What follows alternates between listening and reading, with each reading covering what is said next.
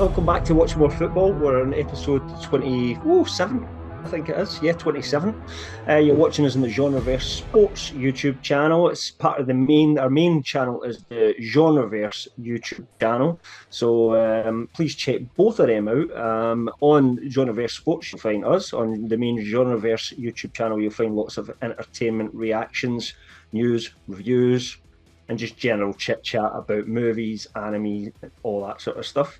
You can also check out, if you're into written content, you can check out we're part of the LRM Online family. So if you check out lrmonline.com, you will find written articles there, reviews, trailers, all sorts of stuff to do with usually geek kind of franchises. And you can find all that on there. And a lot of them are written by myself. My name's Cam Clark. And I'm here, as always, with Mick, Ryan, and Dave. We did miss last week. We had a little week off as the season You guys just had couldn't ended. handle me after a cup final win, that was all. Well, I mean, there is that as well. I can't remember a cup final. Just wasn't at home. There wasn't no cup finals. No cup finals. But yeah, there was a cup final, and I guess we'll talk about not so much what happened in that cup final necessarily, and Ryan will talk about it a little bit as part of what he's going to talk about today, but certainly the implications of that have affected us all and all our teams and what happens next season. So what we're going to talk about this week is we're going to have a little bit of a talk about the Champions League final, which just happened on Saturday night there. So we'll have a little talk about that, and then we're going to Dave and Ryan are going to do a little review of their team's seasons. So Chelsea and Manchester United, how their seasons went. I'll ask them a few questions about that. And next week, Mick and I will get the chance to do that with Newcastle United. And we'll probably have a little look forward next week into the Euros as well, which starts next Friday. I believe, is it next Friday or 2 weeks on Friday, the Euros? No, next Friday Friday. next week, yeah. Friday, the Scotland players, German. So, the first place to start is, and Kel will bring up the result for us so we can see that Real Madrid won their 15th Champions League title. They are now... How they do that? 8. I don't know. We'll talk about that, but they are now 8 Champions League ahead of their closest rivals, AC Milan, who have 7 Champions League titles. And frankly, it's just getting a joke now. It's disgusting.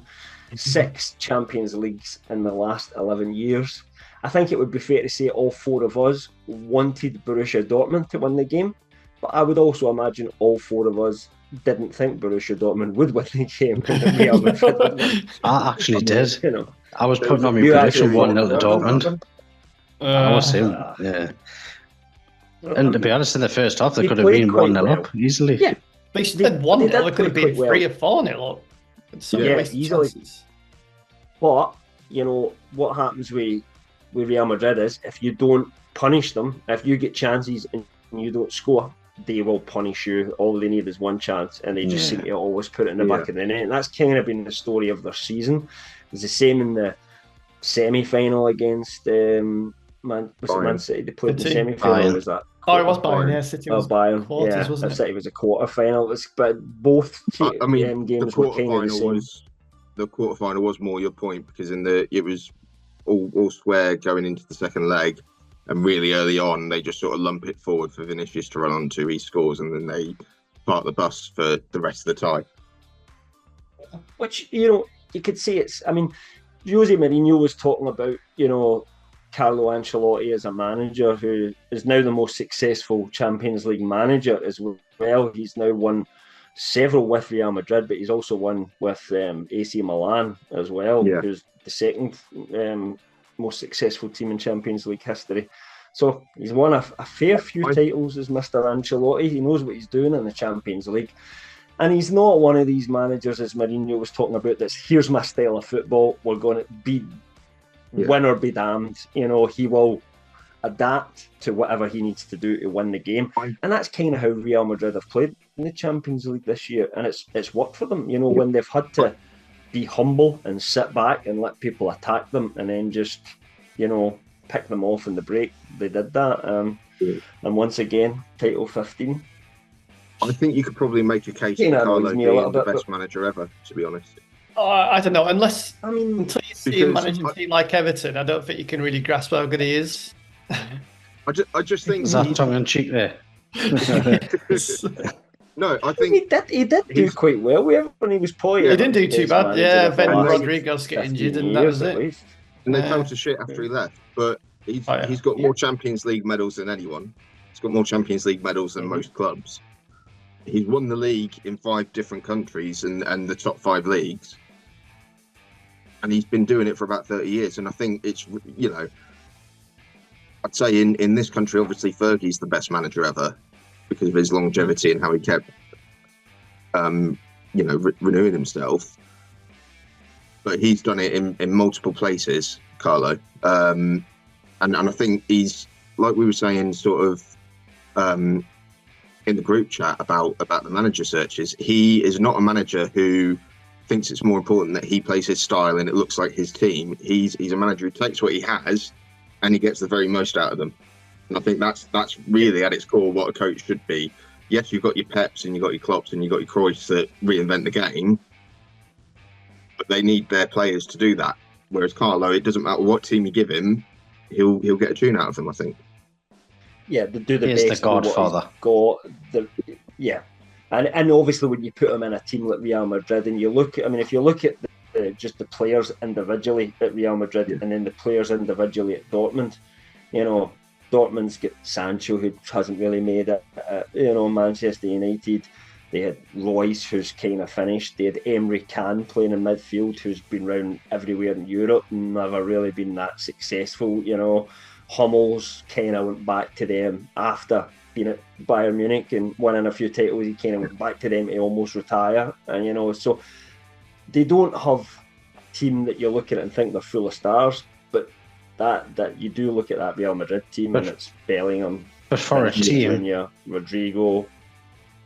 For a team that was bottom of the group, hadn't scored a goal after the first couple of games, to go on to be in the final. Yeah. That's some going. But they didn't even finish that well in Bundesliga either. No, they were awful in Bundesliga. They finished 5th, didn't they? But you look at it as well. I know. Obviously, yeah. I know. Obviously, Real Madrid have got a load of stars, and they've got a load of sort of best of their generation players in there. But you look at what they sort of had at the start of the season, where they went into the season with Joselu as their only striker. So he pushes Bellingham a bit more forward when he was always sort of thought of as a deeper midfielder. He's had no back four for most of the season, no goalkeeper for most of the season, and he's managed to sort of move the parts around him and basically walk the league this season. I think that's double. Yeah. Well, Joselu, he was like born in Spain, but he was made on Tyneside. Was it not It's funny for those that don't know, because a lot of people probably won't realise that Joselu did play for Newcastle United at one point, not when we were rich, but when we were skin and rubbish, because he is not that good, actually, to be honest. He was terrible as well. Carlo has made it work, as you say, Ryan. I think you hear people saying like Pep is the greatest manager of all time, and I don't think there's enough evidence to suggest that that's the case. If you look at his records, for example, we'd all probably agree that Man City's got the best squad in the world maybe right now and playing the nicest football. But in the last 4 years or so, one time they've went against Real Madrid and Pep's come out at the other end successful, and Man City won the Champions League that year. Every other year they seem to hit Real Madrid, and that's when they get put out. So Carlo 3 versus Pep 1 at the moment, and then you look at the amount of Champions League and league titles he's won, and it does actually dwarf what Pep's done, which is still very successful in its own right. I think Pep's won more leagues, but Carlo's been doing it. Has he? Different teams. Carlo Ancelotti won the league a lot with AC Milan. No, apparently he's only got. No, he's not got that many league titles compared to how many cups he's got and how many Champions Leagues he's got. Whereas Pep sort of either comes first or second in every season. Yeah. maybe that's the difference between that style of football where you're just consistent and because I think this is Carlo Ancelotti's second spell at Real Madrid, and in his first spell, I remember he got sacked, and I think he won the Champions League more than he won the league when he was there the first time, didn't he? Well, he was also, when he was there the first time, I think, I can't remember if it was him or Zidane, but basically in the Champions League era, no one had retained the title, and it was going on for like 25 years. Yeah. And then all of a sudden, Real Madrid come in and they win 4 in a row. Yeah. Disgusting. I used to remember in FIFA, I would always try to get to, when I was playing FIFA, I would try and get like Newcastle to win 15 Champions Leagues so that you were ahead of Real Madrid. You can't do that now because FIFA only gives you 15 seasons, so you can, at most you can catch them. You can't get ahead of them anymore. That just you're gonna have to be AC. That's why I never wanted them to get to 15. Unless you pick AC Milan, I guess. Or maybe Liverpool, they've got 6, so I think catch them with Liverpool. I mean,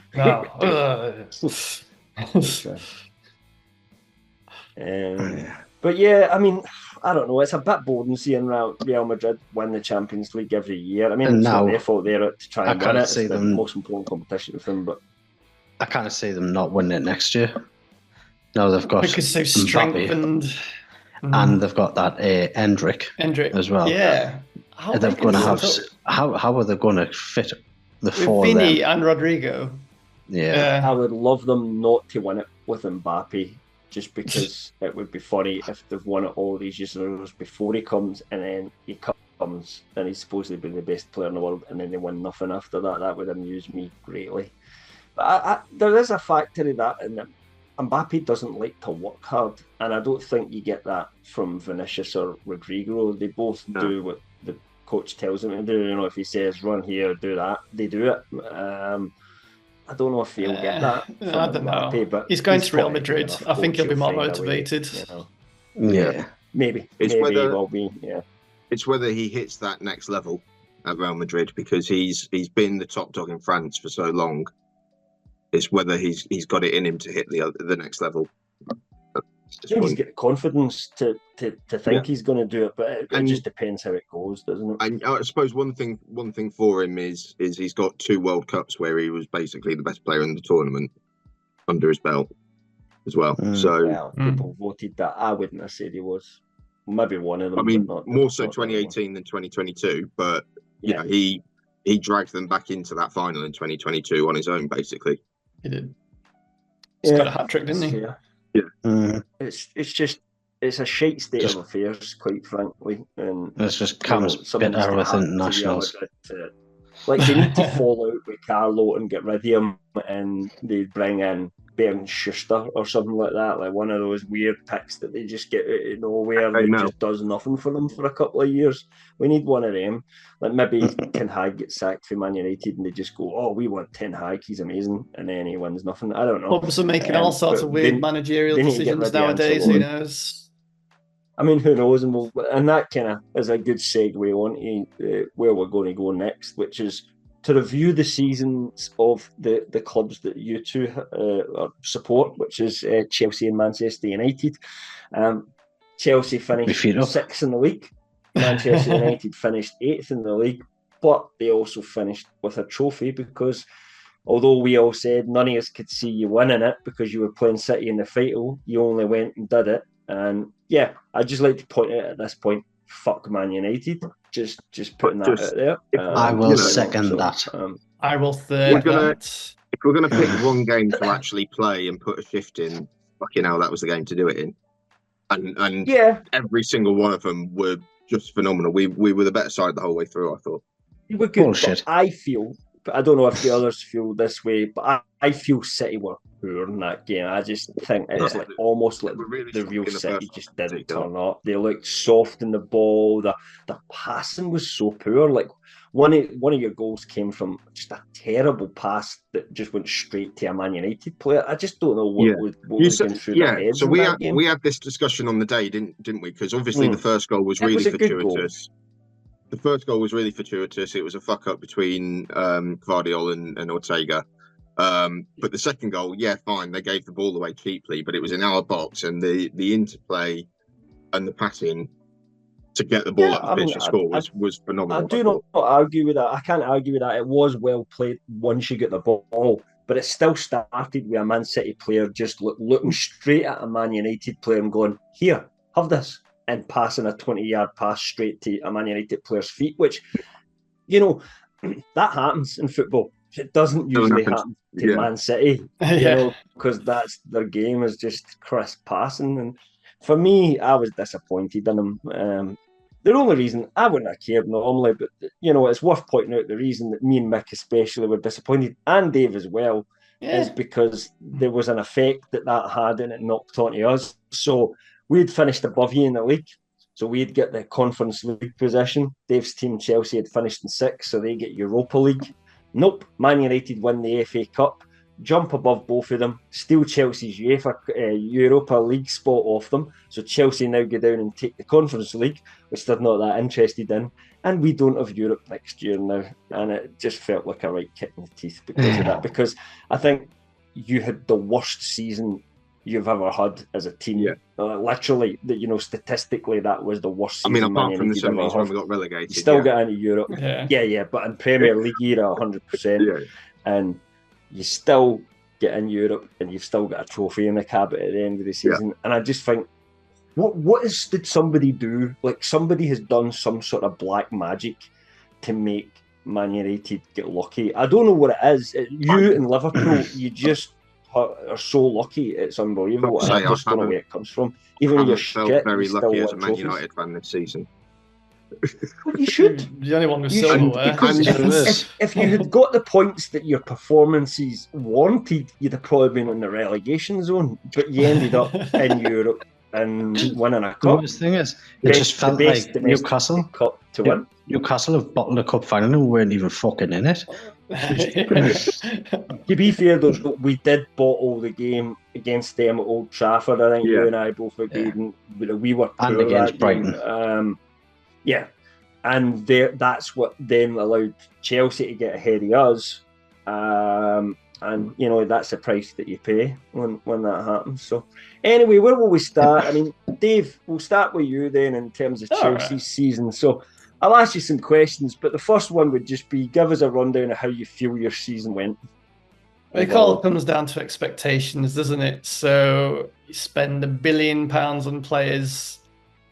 Opposition fans all think, all right, we've got to be challenging for the title or top 4. But I think a lot of Chelsea fans were just like, we finished 12th. I think it was 12th last season. So we were just like, top 6 would be nice. The first game was against Liverpool, and we did really well. We probably should have won. And we're like, oh, yeah, this is it. Yeah, we might challenge for the title. We might challenge for top 4. We were all right for a few games. I think it was the Arsenal game. We were 2-0 ahead. And they just got 2 goals out of nothing. And I think that pretty much summed up how the rest of the season was going to go. Just Chelsea couldn't put away chances. They couldn't defend properly. They're just quite vulnerable at the back. And we kept on giving away leads. And expectations dropped quite rapidly, and especially when we got injuries to Fofana and Cuckoo. Lavia just wasn't playing. So a lot of our top purchasers weren't even playing. So, but at the end of the day, the team played together enough that they should have become a bit more stable, but we just never did. Obviously, we discussed towards the end. It did, but I mean, we're only talking like the last 2 months. You have 6 last games in a row. Yeah, exactly, which is very late on in the season, and it's kind of like how we played in pre-season. So we're just wondering why we didn't kind of do that earlier. And I know a lot of people point fingers towards Enzo, and a lot of fans are blaming Enzo, but it's not his fault. He was playing with an injury for 6 months. He should have got out surgery earlier, but I think because of the injuries that Chelsea had, they didn't want to risk it. So, yeah, I think a lot of people were put out at the beginning of the season, well, midway through the season, but obviously when he won like pretty much every game for the last 2 months, they kind of grew to him, and then he got sacked. Well, he didn't get sacked. It was a mutual decision, as they say, but I think Chelsea fans were quite disappointed. Rumours are that the reason that he that mutual, because he wanted to keep certain players that the board wants to get rid of, like specifically Gallagher. Gallagher and Chalobah, yeah. And pretty much, I think what the club is running with is that he didn't like the fact that Chelsea were restructuring how they were coaching, so it's going to give him less control over the coaching, basically. So we're getting in like a set piece specialist and stuff like that, which, I don't know how true anything is, to be honest. Not used to working with, I don't know. Yeah, I mean, it's probably going to become the norm nowadays. I know Liverpool are doing it at the moment. They're kind of going that route. It is weird that, like, I think if we had asked you when we started this show, if we'd asked you, well, would you want Pochettino to stay next year? I think your answer would have been 100% nah. It's just not. It was just weird for him being at the Spurs. Then when he did get sacked, you were a bit like, it happened like 30 minutes. Happened like 30 minutes before the last show, and I was all smug up until that point, and I was just like, what am I going to talk about for this show? I just didn't know. But it's disappointing, and it's even more disappointing with kind of a new manager that's come in as well. I don't know what the expectations are. What do you think about him? I mean, it's hard to know what to think because he's so inexperienced at this level. He is. He's really, what is it? 18 months of coaching experience, managing experience, is it? A manager, yeah. He coached obviously worked under Pep, which I was supposed to say that. I think we're calling him Diet Pep at the moment, which is a bit. It probably sums it up. He can look alike though. Balls. The image at the start of this video, his face is up there. Yeah, I don't know what to expect when Leicester fans aren't even singing his praises and not even bothered that he's leaving. I think that's a big enough sign to me that I just don't have high expectations. We don't know what the owners are doing. We never know. They're just chaotic. It's like, I'm hoping long term it turns out all right, but currently I just can't see it. But we'll see. I mean, you've got such good players there that if they can get them to play together, add a few this summer as well in some vital positions. But then we were talking today about that they're supposed to be after Elise, and you're going, but wait a minute, we have like 4 right wingers at the moment. Yeah, so it's like, I don't know. They just go through phases. Last year we just bought lots of defensive midfielders. This year we're just buying lots of right wingers. I don't get it. Corner the market to make money. Yeah, we've gone for the entire French back line. Yeah. I don't know. So, a couple of questions then. Who would you say was? I mean, I think we all know the answer to this. Who was your player of the season? I think there's no Palmer, question. Yeah. I mean, at first we were like, Gallagher, but then Palmer kind of, I think it was about 5 games in, he was just totally, Do you think Lavia? Thought he was brilliant for you. Who? Lavia. I'm gutted about Lavia. I was looking forward to him playing, but yeah. My next question was for his goal in the quarterfinal of the FA Cup. It was an absolutely amazing hit. What's this? Sorry, the Sassy, his goal in the quarterfinal of the FA Cup. It was, phenomenal hit. You sure it wasn't him? Was that the own goal? Yeah, that was your own goal. I just remember his face. Yeah, where he's gone. Was a close brilliant, the keeper's there. Shit, the keeper's not there. No. Yeah. So who was your most disappointing signing in the season, do you think? And Sanchez, maybe? Sanchez at the time didn't really make a lot of sense. 25 million for a third choice goalkeeper. And he didn't really be your first choice next season. It's looking that way. Yeah. He's not great with his feet. He panics a bit when he's pressured. I don't know. Yeah, it just thought 25 million was a lot for him, especially when Raya went for the same price. And I felt like Arsenal didn't even need him. But then he's just went and got Golden Glove. Yeah, but another one I'm not so keen on. He's done all right, but I just thought it was a strange purchase, Disasi. He's a bit of a weird one. He's been all right because he's the only defender that stayed injury free, basically. So I guess we did need him, but he's just a bit average. Yeah. I'd say that as a Gusto, I think he's been. He's brilliant. Brilliant for years. Yeah, he's been excellent. Yeah, always our cheaper purchases of the better players. You know, the ones that you don't really.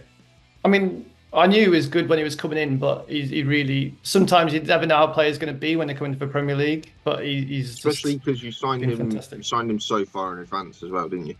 Yeah, and he was just one of those. He was one of those sort of FIFA career mode football manager. This is that's our strategy now. Yeah. This is the young hot right back that everyone's heard of, sort of signing. But in football manager for sure. Yeah, we haven't missed Reece James this year. I'll be honest. We've got when he has played, he's been a bit of a hothead. Oh, Reece. Yeah, he's got 2 red cards this year. Fair. 2 red cards, and when you consider how little games he's played, that's quite a high statistic of red cards per game. Yeah, I mean, we love Reece. I just think he doesn't like playing, and he likes playing. To be honest, you know, he comes in, proves everybody's a really good football player, and then he's like, you know, I'm tapping well. I just chill out at home and play FIFA or something like that. I don't know what it is. The Sancho approach. Maybe he's into World of Warcraft or something, and he's just addicted to it. I don't know. I wouldn't blame him. Yeah, I mean, we love Reece, and I think Chelsea fans believe he is in the top 3 right backs in the world, but we're frustrated by him. Absolutely, you can't be frustrated at the injuries. It happens, but he chose not to have the surgery earlier because he wants to play in the World Cup, didn't he? Which never happened for him, and it's resulted in this. No. But but we're just frustrated at the fact that the opportunities he does get when he can play, he just lashes out like that. So, what was your best performance this season, do you think? And that doesn't matter, like, it doesn't need to be objectively, it's your opinion. It's got to be one of the later ones. The one that pleased you the most, it could be.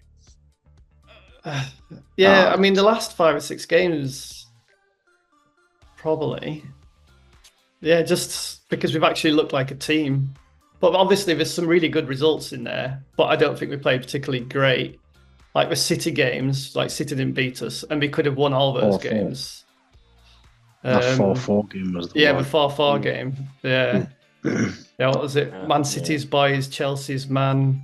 Peter Drury said about Parma, which is iconic now for Chelsea fans, anyway. Yeah, and I think that was the one where Gary Neville said the billionaire bottle jobs as well, was it? No, it's a League Cup final, which we should have won.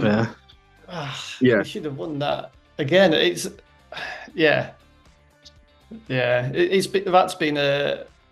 There's been a lot of disappointments this season, but that is definitely probably the top one.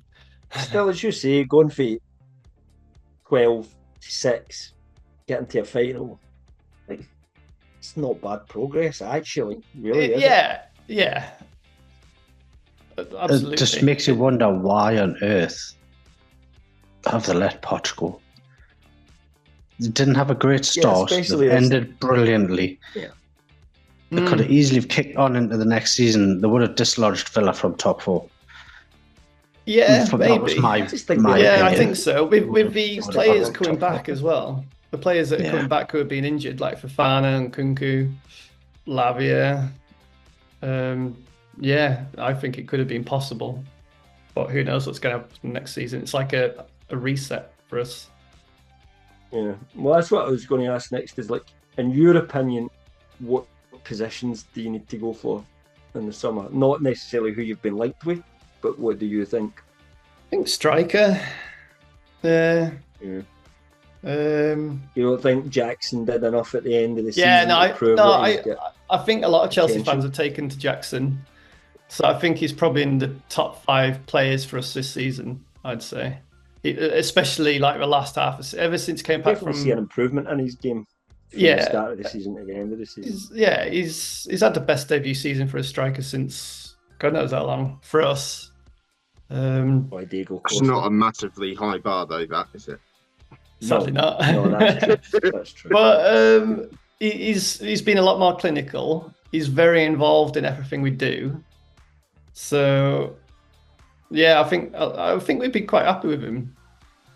I think Jackson sort of sums Chelsea up as a whole in that at the start of the season, he was doing the right things, getting in the right areas. He just wasn't quite finishing it off and executing right. And as the season went on, he got better at that. And I think that's the same with Chelsea. You could see what they were trying to do even at Christmas.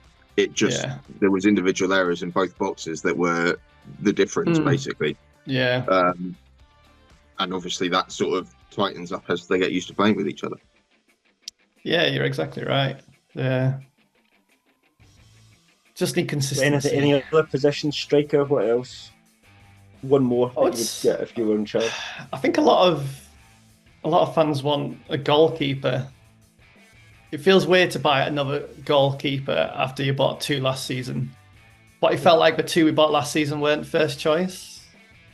Yeah, a lot of the fans do, but what do you think? What do you want? I'm with them, yeah. So when I say the fans, I'm with them. With that, I can't really remember how it went, but sort of Kepa left for Real Madrid quite suddenly because of Courtois' injury, didn't he? Yeah. So is that it? Is you were expected to go into the season with Kepa, and then all of a sudden you were with his understudies, basically? I don't think Kepa's going to play for us again. I think he's got 1 year left on his contract, is he? I wouldn't want him after he was like, yeah, I'm jumping ship to Real Madrid. They need me, guys. Sorry, my home planet needs me. I need to go home, kind of thing. I'd be a bit pissed off at that. It's like we were never. If it was important to us, yeah, but he went to Man United for a season. That's how he got to Chelsea in the first place. Is that Courtois left at the last minute, and they just sort of randomly dropped £60 million on a keeper that no one had ever heard of. Yeah, that was a weird purchase, but that was in the old regime. Courtois' injuries, maybe Madrid would think about buying Kepa permanently. Because even Kepa wasn't playing the last lot of matches for Madrid. Their second choice keeper was. Yeah, Looney's been playing. He's been playing quite well. He's doing all right, actually. Yeah, it looks a tidy keeper. Shall we move on to Ryan's Manchester United then? And we'll I don't know how long we've got left. Not too long. I think we spent about 14 minutes in Chelsea, so you've got about that, Ryan, and then we'll wrap it up for the night. But you can start off by summarising your season before we ask you sort of similar questions to what we asked Dave. Frustrating, to be honest. There's been a lot of periods where we haven't played well at all, and there's sort of looking directionless. But by the same token, from my perspective, there's been quite a few periods where we have had the blueprint. It's just we've not been able to sustain it because of the injuries that we've had, or we'd look like we were making steps and then we'd get another setback. So the main one is probably is worth pointing out that all 3 of our teams, I think, were top in various different categories for injuries this season. Yes, which whereas Arsenal were at bottom for all the injury statistics. So that does City as well. So from my perspective, I thought we were playing our best football of the season, and that's relatively speaking, from about Boxing Day onwards until the middle of February. In that we weren't necessarily controlling possession all or 6 weeks. Like that. Yeah, well, I mean, you're one. I'd agree with you. Stay up the last 6 weeks of the season, so. But we weren't controlling possession or anything. But in terms of, in the summer, Ten Hag said he wanted United to be the best transition side in the league. Certainly, in terms of attacking transition, we were looking like that team. Højlund went on his run and he scored, I think, about like 8 goals in 7 games or something like that. And he was forming a really good relationship with Rashford and Garnacho either side of him. And then he gets injured. We had 2, maybe 3 games where we had Martinez and Shaw back, and we immediately looked like a team again. And then they both got injured pretty much straight away as well. And that's been the frustrating thing. I think a lot of the development and progress that I think Ten Hag was looking for this season was just we weren't able to do it because of how important Shaw and Martinez are. Shaw gets the ball up and he overlaps with Rashford really well, and he helps Rashford play well. And he's been missing all season, basically. And we had Reguilon on loan for the first half of the season, and I thought he sort of filled in pretty well.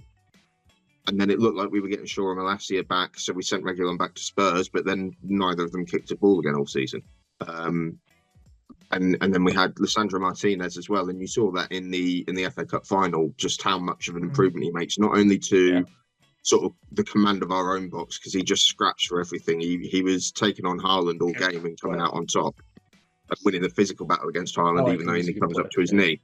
But also, it's the playing out from the back. It's the passing. He can split the midfield with his passing. And when we're trying to play counter-attacking football and we've got the pacey players like Højlund and Rashford and Garnacho, that pass is so important, and we've been missing that all season. We brought Onana in to sort of help with the playing out from the back, but because none of the other centre-backs can take the ball and resist a press, Onana's just had to be lumping it up. So his best sort of attributes haven't been used either. So I think, if we'd had a settled back four for the whole season, I think we would have looked a bit more convincing. I don't think we still would have made Champions League, because even when we did have that sort of first choice side out at the start of the season, we weren't brilliant. We were still quite open, but I think as things developed, it would start looking a lot better.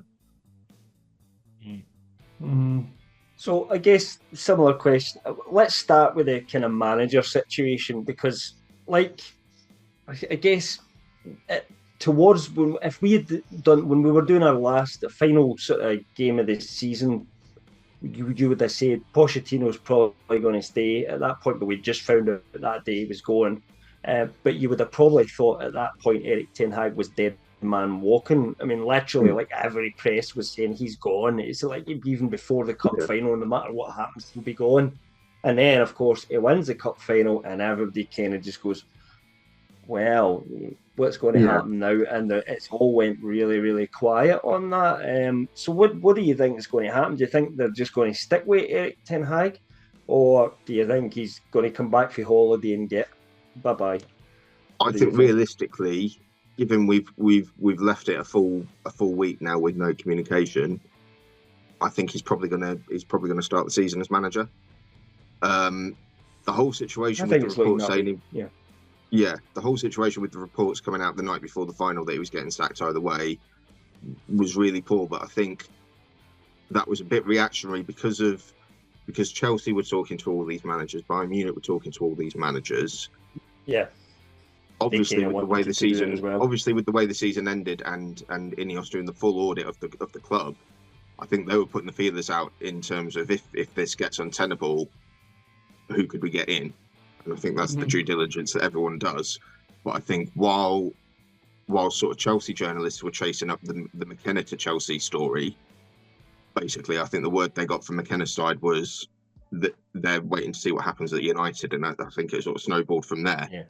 And now, really, of course, McKenna's saying that Ipswich, that might indicate that he's been told we're going to stick with Ten Hag. I don't know. And really, the way that developed, I was really angry sort of at the end of the FA Cup final, because I was absolutely buzzing that we put in a really good performance. I thought we won a trophy against City, and yet the entire post-match media stuff for Ten Hag was A, asking whether he was going to be sacked, B, saying, oh, it's all well and good you've won a cup, but you finished 8th. And just being really sort of vindictive and petty in the question. It was quite nasty, actually. Yeah. And then when he basically went, fuck you, I've just won the FA Cup, the media all sort of closed ranks and go, oh, well, we're allowed to ask these questions. Blah, blah, blah. And it's like, well, no, you can ask them in a way that doesn't make you look like a dickhead. You could say... And it's okay to ask them, but you've also got to accept the response as well. You know? Sorry? You've also got to accept the response. If the manager's like, oh, fuck you, I just won the FA Cup, that's your response. Just run with the story, you know? Exactly. Don't get annoyed about it. And, you know, the way you could ask it, it is worthwhile asking those questions, but you could say, for example, oh, well done for closing this game out and managing the game and keeping City at arm's bay. What was different today compared to all of the other times that you've thrown Leeds away in the past this season?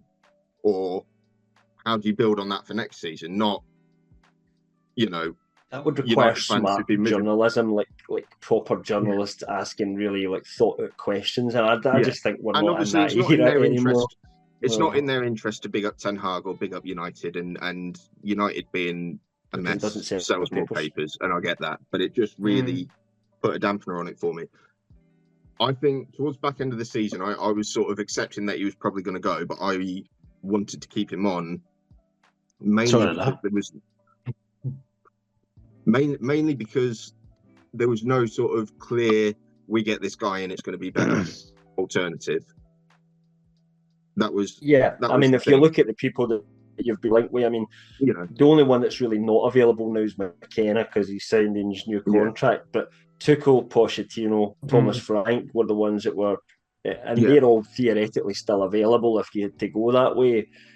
But you kind of feel like McKenna would have been maybe the way that they were looking at. I don't know. I think Thomas Frank is too small time. He's got a massive chip on his shoulder because he's at plucky little Brentford. And you can't carry that attitude into a club like United. He'd just get eaten alive doing that. Pochettino, to be honest, it just basically puts us back to where we were 2 years ago. And we start that whole thing again. And we probably retool the squad for him again. And then Tuchel, he needs a side that's a couple of signings away from winning a title to do anything. And we're not there yet. So I didn't see the point in them. And I think as well, fine, this season has been poor and he's made mistakes, but we played with about 30 different back fours, and we have had a lot of games where it's fine margins. If we held on to a couple of points against Chelsea and against Brentford, if we'd seen out a couple of the games in the Champions League, the season looks a hell of a lot different. And winning 2 trophies in 2 seasons and getting to a third final was some of your worst performances, because we were talking about this as well, and although both our clubs were out as the bottom teams in the league, the context is we played against a finalist, a semi-finalist, and a Europa League semi-finalist, and last year's Champions League finalist, and you had some teams that don't. Copenhagen, Galatasaray, who else? Yeah, so you really didn't play just some second-rate German team. Yeah, so the Champions League thing is weird because when the draw came out, the first thing I said is we're not getting through that group because you did, mentally, we're not going to get anything out of Bayern Munich or Galatasaray. It just is not going to happen. I did expect us to turn over Copenhagen, but that didn't happen. What I would say is, certainly, if you look at the first half of the season, we played a lot of our best football in the Champions League. What we didn't do was, when we got to winning positions, and we were in positions to win every single one of those games, we didn't change tack to try and see it out. We just kept going gung-ho, going, oh, this is brilliant, lads, and chucked the game away. And it was, a series of individual errors from Manana mainly, but a sort of lack of game management that saw us out of there. But we were more than capable of actually getting out of that group just in terms of how we played. And certainly the two games against Galatasaray, we probably should have got, probably 4 points out of. We got 0. We should have beaten Copenhagen in the game that we lost. And that's the frustrating thing. You can probably excuse the Bayern Munich game. At that point, even though there's not the first game against Bayern Munich, we were on top for a lot of that, and then Sane takes a pot shot and Anna chucks it in the net, and it was just sort of all done from there. So let me ask you, what was your best signing this season? Who was the best player for you in terms of your new signings this season? In terms of new signings, I think probably Højlund. I can see that. I think it'd be hard to make an argument for any of the other ones. He was top scorer in the Champions League groups. Like overall, he was top scorer in the Champions League groups. He got 15 goals in all competitions. And for a 21-year-old, he's only 12, he's barely had 2 seasons, basically leading the line for us all season. I think he's done pretty well. Anana's been better as the season's gone on, but obviously the first half of the season he was really sort of struggling to keep up with it. But again, I think that is also down to he was brought in to play a certain way, and he was playing that certain way during pre-season, and then all of a sudden Ten Hag sort of rose that back and goes, no, I need you to lump it because we can't play out from the back, and we can't have you sweeping on the halfway line like you were doing. So I think Højlund was best signing. In terms of who our best player has been this season, I would give it to Dalot, because I think he's put in at least a 7 out of 10 every single game. He's always, he's not been injured. He's had a couple of really good games, and really improved the defensive side, and just sort of, there's I can't think of a game where he's not shown up or he's let us down. Whereas Garnacho has had a good season in terms of he's turned from an impact sub to a regular starter, but I don't think his output has been brilliant. Bruno Fernandes finished the season really strongly, but was anonymous for a lot of it, and part of our inability to close out a game is because of his inability to hold the ball. Can I ask a question? How do you feel about the links today, Fernandes to Bayern Munich? If Bayern Munich want to offer us £100 million, fine. What age is Bruno Fernandes, Ryan? He's 29, but we're not going to sell him unless it's silly money. Million.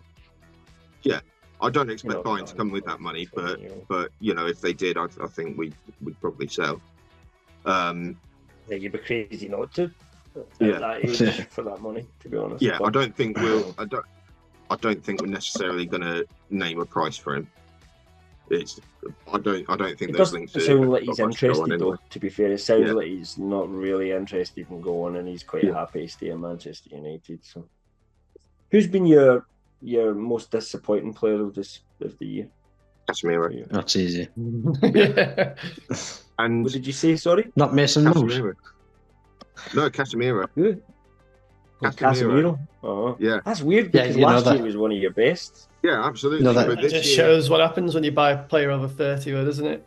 I mean, part of it, he was asked to defend a lot more space than he was capable of doing at the start of the season, because we were trying to play sort of 2-10s, and Bruno and Mount weren't really tracking back from him, and Eriksen wasn't doing that either. He's had a couple of injury problems, but just since January, he has just been a liability. And he's filled in at centre back because we haven't had any centre backs. But he's for one of the best defensive midfielders of his generation, his positional sense has been absolutely atrocious. There were stories going on. Do you agree with what some of the pundits have said, that he's kind of finished at that level, that he needs to? I do think his legs went to a certain extent. He wasn't necessarily going the extra mile that he was last year. He was really committed last year, and he was one of the leaders, and getting first for every ball, and it just hasn't happened for him this season. There was a story that went around yesterday saying that because he'd found out that he was on the bench for the FA Cup final. Yeah, I read that. He actually went, no, I'm not going to play anyway. And basically, officially pulled out through injury, but he pulled out altogether. And that, it seems odd, but it just sort of sums it up. And to be honest, we didn't miss him when he didn't play. Because there you go, Al Nassr. Al Nassr, there you go. That's 80-90 million for you. Yeah. Again, I mean, some of the rumours that we've heard that they're going to offer all this crazy money, like more money than you actually bought him for, and I'm just thinking, we bought him for 60 million. Is this a con? Is there somebody in Saudi secretly a Man United fan, and they're actually trying to help you out? Because why would anybody? Man United would sell him for 20 million easy. We tried this last summer, trying to sell players to Saudi, and they didn't bite on any of them. I think maybe Alex Tellers went over there, and that's it. I think that for about 7 million. That 80-90 million that's being talked about with Casemiro, that's got to include the wages that they're going to pay him if he goes out there, because we bought him for 60 million. He's a worse player now. I'd be over the Premier League investigating if he went for 90 million just as a transfer fee, because if it was us, they'd be investigating it and saying, sorry, you can't, that's not fair value. So I'd be saying, like, somebody look at this one, please. I think he'll leave in the summer. And I don't think we're going to be particularly picky over the fee because we're paying him near enough 400 grand a week.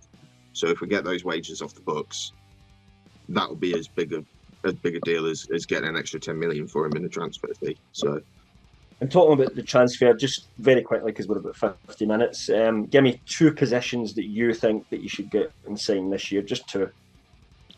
We need some centre backs because Varane and Evans have left. I would like to see us go for Murillo, and then we need a defensive midfielder to replace Casemiro, basically. Any names that you would be looking at for that role? I know it's difficult. Not really. Jalpalina would be good, but I think that would be too expensive. I could see us trying to get a cheap deal to keep Amrabat, to be honest, as a stopgap. Isaac Hayden's played well in the FA Cup final. He played well. Yeah. He also injured Anthony Gordon pretty successfully, so certainly not bitter about it. Thank you for that, Amrabat. Isaac Hayden for 10 million. No, Jeff Hendricks for free. We'll just get him available. He's not really a CDM, no. He's more a CDM, box. As in box to box, he goes from the director's box to the substitute box to the sweetie shop and back again. He was instrumental in keeping Chef Wed up last season. Who cares? Oh well, so that's basically you guys review this season. Obviously, we'll see how things go. Next week we will talk about Newcastle's season. We'll also talk a little bit about the Euros that have started. We will cover the Euros a little bit as we go on each week, but we'll also be covering the transfers, silly season because it has kicked off, and there'll be stories, there'll be rumours, and there might even be some signings. Chelsea have already snatched one player from the jaws of Newcastle, it looks like, this season. There could be many more to come. They'll just wait till we get linked with someone and then just come in and offer. But didn't they say they needed a keeper and you've just been linked with that Mamadashvili? Yes. Yeah. But his price keeps on going up. That's the thing. That won't bother Bowley. He'll wait till it gets to 60 million, then he'll pull the trigger. The thing is, at that point, we'd backed off. I think we offered like 20-odd million in the turn. Went, nah, we'll want 40. So we went, all right, and there you go. There's 40. Now we don't. We'll want 50. 5 million euros. Stick it up your it's like the price they originally quoted, and we come back and offered 41 million euros, and now they supposedly want 50 million euros. Yeah, so, that's where we'll turn around and say, nah, doesn't matter, keep him. So there is a chance for Chelsea still to go and get him, Dave. Who knows what we're capable of? We'll see what happens. But we've just went for Trafford as well. If you want to go for him, we've been rumoured for Trafford, and we'll see what happens from there.